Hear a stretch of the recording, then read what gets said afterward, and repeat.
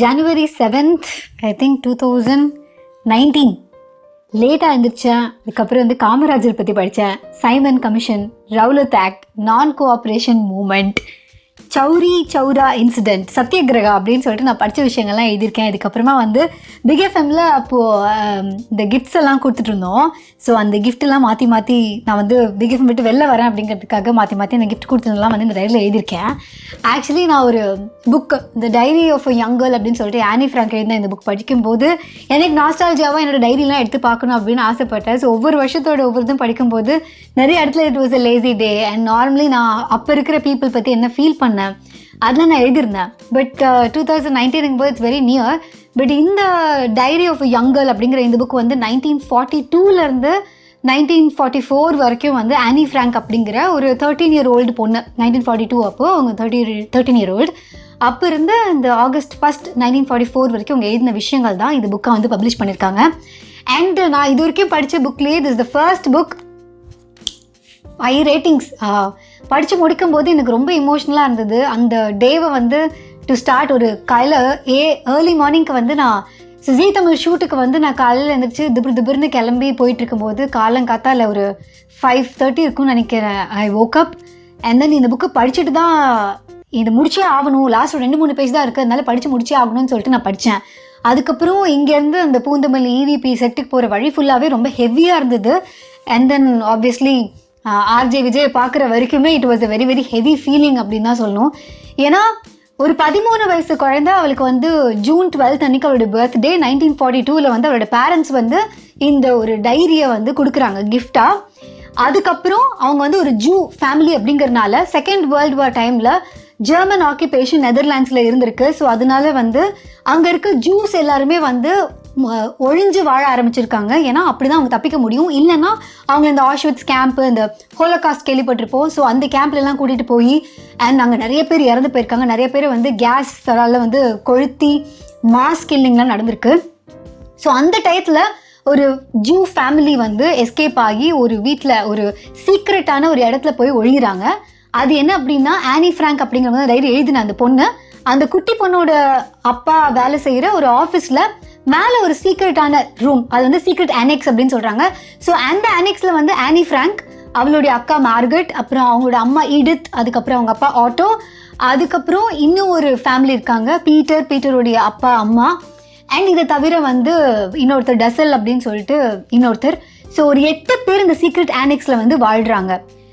ஒரு கஷ்டமான ஒரு சமயம் நமக்கு லாக்டவுனில் வீட்டுக்குள்ளே இருக்கும்போதே நமக்கு ரொம்ப டிஃபிகல்ட்டாக இருந்தது.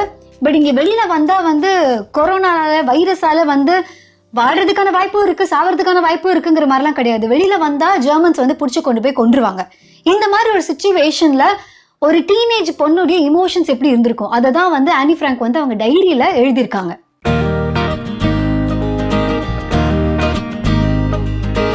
ஸோ இந்த ஜூஸ்லாம் வந்து ஏன் ஒழிஞ்சிருந்தாங்க அப்படின்னா, ஒருவேளை இவங்க ஜூஸ்ன்னு தெரிஞ்சு இவங்க வந்து வெளியில் வந்தாங்க அப்படின்னா ஜெர்மன்ஸ் வந்து இந்த ஹோலோகாஸ்ட் டைமில் வந்து நமக்கு தெரியும் நிறையா இந்த ஆஷ்விட்ஸ் கேம்ப், இந்த மாதிரி நிறைய கேம்பில் வந்து இந்த கேஸ் சேம்பர்ஸில் மாஸ் கில்லிங்லாம் நடந்தது. ஸோ அதில் வந்து உயிரிழக்க வாய்ப்பு இருக்குது.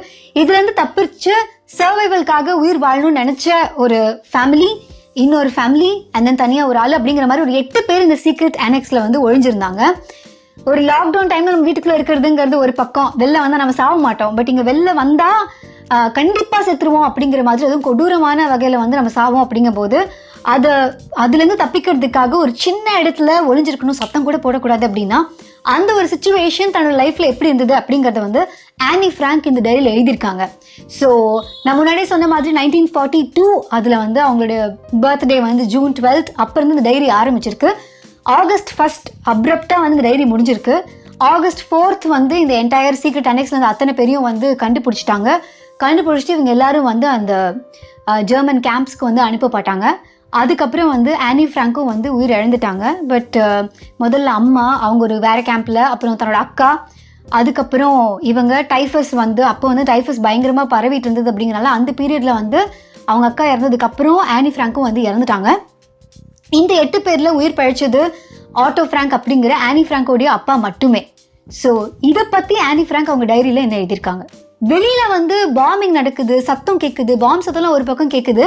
ஆனால் ஒரு பொண்ணோட பெர்ஸ்பெக்டிவில் பார்த்தோன்னா இந்த பெரியவங்க பண்ணுற குட்டி குட்டி சண்டைலாம் அவளுக்கு செம்ம ஃபன்னியாக தெரியுது. ஏன்னா எங்களெல்லாம் வந்து இதுக்கு சண்டை போடுது, அதுக்கு சண்டை போடுதுன்னு சொல்லிட்டு இதுக்கெல்லாம் சண்டை போடுதுங்க. அந்த மாதிரியான விஷயங்கள்லாம் வந்து நோட் பண்ணியிருக்கா. இதை நோட் பண்ணதை தாண்டி இந்த மாதிரி ஒரு பாம்பிங் நடக்கும்போது அந்த சீக்ரெட் அனெக்ஸில் இருந்து ஒரு லேடி, அந்த பீட்டருடைய அம்மா, அவங்க வந்து இப்படி பயந்து போயெல்லாம் வருவாங்க. அதை பார்த்து அவங்க வந்து செம்மையாக சிரிச்சிருப்பாங்க. அதை எதிர்ப்பா இந்த மாதிரி நாங்கள் பயங்கரமாக சிரிக்கிற அந்த சத்தத்தில் இல்லை அந்த ஒரு ஃபீலிங்கில் சுற்றி பாம்பு அடிச்சதெல்லாம் கூட நாங்கள் அப்படியே மறந்துட்டோம் அப்படின்னு வந்து அவங்க எழுதியிருப்பான்னு வருது என்ன 13 வயசு குழந்தைன்னு. ஆனால் யோசிச்சு பார்த்தா எங்கள் அம்மாலாம் பிறக்கிறதுக்கு முன்னாடியே வந்து அவங்க இறந்துட்டாங்க. அப்படிங்கும்போது எப்படி சொல்கிறதுன்னு தெரியல. பட் எனிவே ஆனி ஃப்ராங்கோட டைரி ஃபுல்லாக வந்து 2 இடத்துல நம்மளால் ரிலேட் பண்ணிக்க முடியுது. ஒரு பக்கம் வந்து நம்மளோட டீனேஜ் இயர்ஸில் நம்ம எப்படி இருந்தோம், ஏன்னா ஒரு ரொமான்டிக்கான ஒரு ஃபீலிங் வருது. ஏன்னா அந்த டயத்தில் வந்து ஹார்மோனல் சேஞ்சஸ்லாம் நிறைய நடக்கும் 13 to 15 ஸோ அப்படி இருக்கும்போது அந்த ஹார்மோனல் சேஞ்சஸ் வரும்போது ஆனி ஃப்ராங்க் கூட அண்டர்ஸ்டாண்டிங் எப்படி இருக்குது அப்படிங்கிறத தெரிஞ்சுக்கும் போது நம்மளோட 13 வயசு அந்த டீனேஜ் லைஃபோட ஒரு நாஸ்டால்ஜியா ஃபீலிங் வருது. இன்னொரு பக்கம் எப்படி இருக்குன்னா, ஆஹா 13 வயசில் இந்த தாட்லாம் வந்து அக்கா பொண்ணுக்கு வருமா, அவளுக்கு இந்த தாட்லாம் வரும்போது நம்மக்கிட்ட அவள் சொல்ல மாட்டாளா, அண்ட் இது எப்படி அவள் ஹேண்டில் பண்ணுவா, இந்த மாதிரியான விஷயங்கள்லாம் வருது. ஏன்னா அங்கே அந்த ரூம்லேயே இருக்கிற பீட்டர் மேலே ஆனி ஃப்ராங்க் வந்து ஒரு பாயிண்டில் வந்து ஃபீலிங்ஸ் வர ஆரம்பிச்சிடும். ஆனால் இந்த வார் எப்போ முடியும், இவங்க வெளியில் வருவாங்களா வரமாட்டாங்களா, இந்த மாதிரிலாம் வந்து டவுட்டாக இருக்கும்போது ஒரு ஹோப்போடு வாழ்றது ரொம்ப கஷ்டம். ஸோ ஒரு பாயிண்டில் வந்து ஆனி ஃப்ராங்க்கு பீட்டர் மேலே ஃபீலிங்ஸ் வந்ததுக்கப்புறமா ஷீல்ஸே இப்போ தான் எனக்கு வந்து அடுத்த நாள் நோக்கி ஒரு காத்திருக்கிறதுக்கான ஒரு ஆப்ஷனே கிடச்சிருக்கு அப்படின்னு சொல்லிட்டு. ஸோ ப்ராபப்ளி ஒரு லவ்வுக்காக நமக்கு ஒரு பர்சனை பிடிச்சிருக்கு, அவங்களோட ஃப்யூச்சர் வேணும் நம்ம ஆசைப்படும் போது எப்படி நம்ம லைஃப்பில் வந்து எந்த ஒரு கஷ்டத்துலேயும் வாழ்வோம் அப்படிங்கிற அந்த ஹோப் வருது அப்படிங்கிறதுக்கு இது ஒரு எக்ஸாம்பிளாக இருந்தது. அண்ட் அந்த ஒரு ஆட்டிடியூடில் ஒரு சேஞ்சு, முதல்ல வந்து அம்மா மேலே கோவப்பட்டே இருக்கிறது, அப்பா மேலே கோவப்பட்டே இருக்கிறது. ஏன்னா சின்ன வயசில் நமக்கு எல்லாமே எப்படின்னா நம்ம அம்மா அப்பா வந்து நம்மளை நல்லா பார்த்துக்கணும், நமக்கு லவ் பண்ணணும், நமக்கு நல்லா அட்டென்ஷன் கொடுக்கணும் அப்படின்னு இருக்கும்.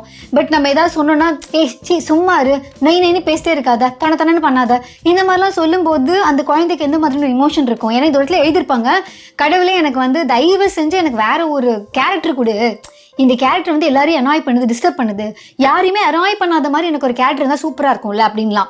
பட் இதை படிக்கும்போது கொஞ்சம் கஷ்டமாக தான் இருந்தது. ஏன்னா ஒரு பொண்ணு தானாக இருக்கிறது சுற்றி இருக்கவங்களுக்கு பிடிக்கல, வேற மாதிரி இருக்கிறதுக்கான வாய்ப்பு கிடைச்சா அதை எடுத்துக்கலாமா அப்படிங்கிற மாதிரி கடவுள்கிட்ட கேட்டு எழுதுறாங்க. அப்படிங்கும்போது நம்ம எப்படி வந்து ஒரு டீனேஜரை ட்ரீட் பண்ணுறோம் அப்படிங்கிறதுக்கு ஒரு எக்ஸாம்பிள் மாதிரி அது ஒன்று தெரிஞ்சுது. முக்கியமான விஷயம், நமக்கெல்லாம் இப்படி சின்ன வயசில் அந்த இங்க் பென் வந்து நமக்கு முதல்ல எழுத விட மாட்டாங்க. ஸோ நம்ம வந்து முதல்ல பென்சிலில் எழுதிட்டு இருந்திருப்போம், அதுக்கப்புறம் வந்து பால் பாயிண்ட் பெனில் எழுதிட்டு இருந்திருப்போம் ஸ்கூல் டேஸில். ஒரு பீரியட் வந்துடும் நம்ம சீனியர்ஸ்லாம் வந்து இங்க் பென் வச்சுருப்பாங்க. ஸோ நமக்கு முதல் லைஃப்பில் கிடைச்ச ஒரு இங்க் பென் இருக்கும்ல, அந்த மாதிரி ஆனி ஃப்ராங்க்கு வந்து ஒரு இங்க் பென் வந்து அவங்க பாட்டி கொடுத்துருப்பாங்க. ஸோ அப்போ வந்து வீட்டில் யாரும் எழுத விட்டுருக்க மாட்டாங்க. அதுக்கப்புறம் ஸ்கூலுக்கு கொண்டு போவாங்க, இனிஷியலாக யாருமே எழுத விட்டுருக்க மாட்டாங்க, ஃப்ரெண்ட்ஸ்க்குலாம் காமிச்சிருப்பாங்க பார்த்தியா என் பெண்ணு, அந்த மாதிரிலாம். ஒரு பாயிண்டில் வந்து டீச்சர் ஓகேன்னு சொன்னதுக்கப்புறம் அந்த பெண்ணை வச்சு எழுதின அனுபவம். அண்ட் அந்த பெண்ணை வந்து வெளியில் அவங்க வீட்டில் ஜாலியாக இருக்கும் போதும் யூஸ் பண்ணியிருப்பா. அந்த பெண்ணை இந்த சீக்ரெட் ஆனெக்ஸ்க்கும் வந்து அவங்க ஒழியும் போது கொண்டு வந்திருப்பா. இதை வந்து ஒரு நாள் டேபிளில் உட்காந்து காய்கறிலாம் நறுக்கிட்டு இருக்கும்போது அந்த பெண் வந்து அந்த காய்கறியில் இருக்க வேஸ்ட்டோடு போயிடும். அதை போய் பேர்ன் பண்ணும்போது அங்கே அதில் பெண்ணும் வந்து இறந்துரும். ஸோ அதான் இறந்துரும் தான் சொல்லியிருப்பாங்க, என் பெண்ணுக்கு வந்து ஃபைனல் ரைட்ஸ் கிடச்சிருச்சு அப்படிங்கிற மாதிரி ஷி வுட் ரிட்டன். ஸோ வந்து ஒரு நமக்கு சின்ன வயசில் நம்ம பார்க்குற விஷயங்கள் எப்படிலாம் இருக்குது அப்படிங்கிற மாதிரி. ஸோ இதெல்லாம் ஒரு பியூட்டிஃபுல்லான விஷயம், இது எல்லாமே நம்ம கனெக்ட் பண்ணிக்கக்கூடிய விஷயம். பட் இன்னொரு பக்கம் பார்த்தா அவங்க வந்து யாருக்கும் தெரியாமல் வாழ்ந்துட்டு இருந்தாங்க அப்படின்னால கீழே ஒரு ஆஃபீஸ் இருக்குது. ஸோ கீழே இருக்க ஆஃபீஸ்க்கு வந்து எல்லாம் ஒர்க்கிங் டைத்தில் வந்துட்டாங்கன்னா இவங்க பெட்டை விட்டு நகரக்கூடாது, ஒரே மாதிரி தான் இருக்கணும். ரொம்ப நாள் இதே மாதிரியே ஸ்டிஃபாக இருக்கிறதுனால திடீர்னு ஒரு நாள் எஞ்சி திரும்பினாங்கன்னா கை கால் கூட இவங்க சொன்னபடி திரும்பாதான், கழுத்தெல்லாம் வந்து ரொம்ப ஸ்டிஃப் ஆகிடுமா, உடம்பு சரியில்லைன்னா இரும முடியாது. ஏன்னா இருமல் சத்தம் கீழே கேட்டுச்சுன்னா மேலே யாரோ ஒழிஞ்சிருக்காங்கன்னு கண்டுபிடிச்சிருவாங்க. அப்படிங்கிறனால பல லேயர்ஸ்குள்ளே போய் தான் இருமணுமா. அதுக்கப்புறம் வந்து இவங்க உள்ளே வரும்போது அந்த வயசில் செம்மையான ஒரு க்ரோத் இருக்கும்ல, ஸோ இந்த க்ரோத்தில் டக்குன்னு வளர்ந்துட்டே இருப்பாங்க. அப்படிங்கிறனால அவங்க உள்ளே வரும்போது ஒரு செருப்பு போட்டிருப்பாங்க. ஆனால் ஒரு 2 வருஷம் கழிச்சு பார்த்தா அந்த செருப்பு பத்தலை, என் அக்காவுக்கு வந்து தன்னோட பிரா சைஸ் பத்தலை. இந்த மாதிரியான அவங்க கோத்ரூ பண்ண குட்டி குட்டி விஷயங்கள். தலையை நல்லா சீவணும்னு நினச்சோம், ஆனால் தலை சீவுனா இப்போ வந்து அந்த சீப்பில் இருக்க அந்த பல்லெல்லாம் விழுந்துருச்சு. இந்த மாதிரி இவங்க கோத்ரூ பண்ண கஷ்டங்கள். அண்ட் வந்து பாத்ரூமில் வந்து ஒரு தடவை ப்ளம்பிங் இஷ்யூ நடந்துடும். ஸோ கீழே வந்து ப்ளம்பர் வேலை பார்த்துட்டு இருப்பாரு. அந்த டயத்தில் ஃபேமிலியே வந்து பாத்ரூம் யூஸ் பண்ண முடியாது. அப்போ என்ன பண்ணுவாங்களா, ப்ரிசர்வேட்டிவ் ஜார்லாம் இருக்குல்ல, அதில் தான் நாங்கள் டாய்லெட் பண்ணோம். இந்த மாதிரியான கஷ்டங்களையும் வந்து இவங்க பதிவு பண்ணியிருக்காங்க. ஆனால் இன்னொரு இடத்துல அவங்களுடைய ஏக்கமும் வந்திருக்கும், எனக்கு வந்து ஒரு டீனேஜ், நான் ஒரு 14 வயசு 15 வயசு தான், இந்த வயசில் நான் எவ்வளோ விஷயத்தை என்ஜாய் பண்ணணும், இந்த ரூம்குள்ளே இருக்கிறது கஷ்டமாக இருக்கே அப்படின்னு எழுதிட்டு வெளியிலேருந்து இவங்களுக்கு ஹெல்ப் பண்ணுவாங்க இல்லையா, அந்த மாதிரி ஒருத்தவங்க வந்து வரும்போது தலை கலைஞ்சிருக்கும். ஸோ ஆனி ஃப்ராங்க் எப்படி எழுதியிருப்பாங்கன்னா, அவங்க தலை கலைஞ்சிருக்கு அப்படின்னா அவங்க காற்றுல வந்திருக்காங்க, அந்த காற்றுல அவங்க முடியெல்லாம் கலைஞ்சிருக்கு, நான் அதை ரொம்ப மிஸ் பண்ணுறேன் அப்படிங்கிற மாதிரிலாம் எழுதியிருப்பாங்க. அந்த ஏக்கமும் இதில் ரொம்ப பயங்கர ஸ்ட்ராங்காக இருக்கும். ஆக்சுவலி ரேடியோவில் வந்து ஒரு டச் கவர்மெண்ட்லேருந்து ஒருத்தவங்க வந்து சொல்லியிருப்பாங்க, இந்த மாதிரி இந்த வார் முடியும் போது இந்த ஜெர்மன்ஸோட ஆக்குபேஷனில் இருந்த ஜூஸ் வந்து யாராவது லெட்டர் எழுதியிருந்தாலோ டைரி எழுதியிருந்தாலோ அதெல்லாம் வந்து வார் முடிஞ்சதுக்கப்புறம் கொடுங்க அப்படின்னு சொல்லியிருப்பாங்க, அனௌன்ஸ் பண்ணியிருப்பாங்க. இதை கேட்டுனா ஆனி ஃப்ராங்க்கு வந்து ஒரு ஆசை வந்துடும், ஆஹா அப்போ வந்து நான் இதெல்லாம் எழுதிட்டு இருக்கேன்னா இது ஒரு புக்காக பப்ளிஷ் பண்ணால் எப்படி இருக்கும், ஸோ நான் வெளில வந்து சீக்ரெட் ஆனெக்ஸை பற்றி வந்து ஒரு புக்கை எழுதணும் அப்படின்னு சொல்லி அவங்க ஆல்ரெடி டைரியில் எழுந்த நிறைய விஷயத்தெல்லாம் வந்து போய் கரெக்ஷன்லாம் பண்ணியிருப்பாங்க. இது வந்து இந்த வேர்ல்டு வார் முடியும் போது இந்த கேம்பில் வந்து இவங்க எல்லாரும் இறந்ததுக்கப்புறம் ஆட்டோ ஃப்ராங்க், அதாவது ஆனி ஃப்ராங்கோட அப்பா மட்டும் தான் உயிரோடு இருப்பார். ஸோ அவர்கிட்ட வந்து இவங்களுக்கு ஹெல்ப் பண்ணிட்டு இருந்த மியப் அப்படிங்கிறவங்க வந்து இந்த டைரியை பத்திரமா கொண்டு போய் கொடுப்பாங்க. எனக்கு வந்து எப்படி இந்த டைரியில் படிக்கும்போது அவருக்கு இருந்திருக்கும் அப்படின்னு தெரியல. பிகாஸ் நமக்கு ரொம்ப க்ளோஸாக இருக்க நம்ம அம்மாவாக இருக்கட்டும், அப்பா ஆகட்டும், அக்கா இருக்கட்டும், நம்ம எல்லாருமே நம்மக்கிட்ட எல்லாத்தையுமே சொல்ல மாட்டாங்க. நம்மளும் நம்ம அவங்ககிட்ட எல்லாமே சொல்லியிருக்க மாட்டோம். அவங்கள பற்றி நம்ம என்ன நினைக்கிறோங்கிறதே கூட நம்ம ஆக்சுவலி அவங்ககிட்ட சொல்லியிருக்க மாட்டோம். நான் அந்த மாதிரி டைரியில் நிறைய எழுதியிருக்கேன். எனக்கு இன்னும் ஞாபகம் இருக்கு, என்னோட 4th ஸ்டாண்டர்ட் படிக்கிற டைரியிலலாம் எங்கள் அம்மா என் கூட நிறைய டைம் ஸ்பெண்ட் பண்ணல அப்படிலாம் எழுதியிருப்பேன். ஏன்னா எங்கள் அம்மா டீச்சர், அண்ட் தென் என்னோடய ஃப்ரெண்ட்ஸோட நிறைய பேரோட அம்மாலாம் வந்து வீட்டிலே இருந்தாங்க. ஸோ எங்கள் அம்மா என்ன வீட்டில் இல்லை, ஸோ என் கூட நிறைய டைம் ஸ்பெண்ட் பண்ணல. இந்த மாதிரி நிறைய விஷயங்கள் நான் எழுதி அதை எடுத்து படித்து பார்க்கும்போது இப்போ பார்க்கும்போது எனக்கு சிரிப்பாக இருக்கும். பட் ஆனி ஃப்ராங்க் எழுதியிருக்கிற நிறைய விஷயம் அதை வந்து அவங்க அப்பா படிக்கும்போது எப்படி இருந்திருக்கும்னு எனக்கு தெரியல. ஏன்னா இது நான் படிக்கும்போதே வந்து இது எழுதின பர்சன் உயிரோடு இல்லை, ஆஹா ஃப்யூச்சரை பற்றிலாம் எழுதியிருக்காங்களே. அவளுக்கு பிடிச்ச புக்கை பற்றி பேசும்போது இந்த புக்கை நான் என் குழந்தைக்கு ரெக்கமெண்ட் பண்ணுவேன் அப்படின்லாம் வந்து அவங்க எழுதியிருப்பாங்க. அண்ட் வந்து ஷார்ட் ஹேண்ட் கற்றுட்டு இருந்திருப்பாங்க, ஃப்ரெஞ்சு கற்றுட்டு இருந்திருப்பாங்க. ஏன்னா இங்கேருந்து வெளில வந்ததுக்கப்புறம் ஒரு ஃப்யூச்சருக்கு வந்து ஷி வாஸ் பிளானிங். பட் இந்த ஃப்யூச்சர் இருக்க போகிறது இல்லைங்கிறது படிக்கிற நமக்கு தான் நல்லா தெரிஞ்சிருக்கும். அண்ட் வந்து அவங்க எழுதியிருப்பாங்க, இந்த மாதிரி நான் எழுதியிருக்க இந்த டைரியை வந்து ஒரு யாராவது படித்தாங்கன்னா இதில் என்ன அவங்களுக்கு பெருசாக இன்ட்ரெஸ்டிங்காக இருக்க போகுது, நான் சும்மா நைன் என் குடும்பம் இதை பண்ணுறாங்க, நான் இப்படி சாப்பிட்றேன் தானே எழுதியிருக்கேன் அப்படின்னு சொல்லியிருக்காங்க. பட் ஆனி ஃப்ராங்கோடைய இந்த புக்கு வந்து கிட்டத்தட்ட 70 லாங்குவேஜஸில் வந்து டிரான்ஸ்லேட் பண்ணப்பட்டிருக்கு. அண்ட் அப்போ இருந்த அந்த வேர்ல்டு வார் 2 சமயத்தில் அந்த ஹாலோகாஸ்ட் பீரியடில் ஜூஸோட ஃபர்ஸ்ட் ஹேண்ட் எக்ஸ்பீரியன்ஸ் வந்து ஆனி ஃப்ராங்க் டைரி மூலமாக தான் நிறைய பேருக்கு இந்த உலகத்துக்கே வந்து தெரிய வந்திருக்கு.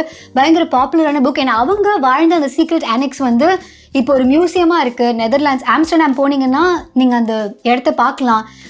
யூடியூப்பில் எல்லா இடத்துலையும் வந்து அந்த இடத்த பற்றின வீடியோஸ் அண்ட் ஆனி ஃப்ராங்கோடைய அப்பா கல்யாணம் பண்ணவங்களுடைய பொண் வந்து பேசினது, இந்த மாதிரி நிறைய விஷயங்கள் வந்து யூடியூப்பில் இருக்குது.